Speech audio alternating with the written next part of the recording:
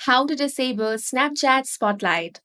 If you want to disable Snapchat Spotlight, the first step is to open up the Snapchat app on your device. Make sure to log into your account. Now, tap on the profile icon at the top left corner of your screen.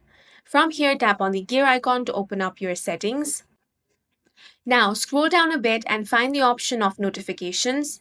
Here, you will find the option of Spotlight and Snap Map submissions. Go ahead and uncheck this box. Now, you will no longer receive occasional notifications about these snaps you have submitted to Spotlight and Snap Map.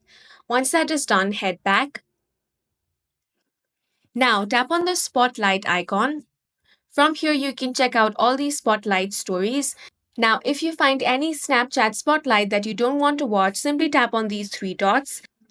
Then tap on the Not Interested option. Once you tap on that, you will see less similar Snapchat spotlights, and that's it for this video. If you found it useful, make sure to hit the like button and subscribe for more videos like this.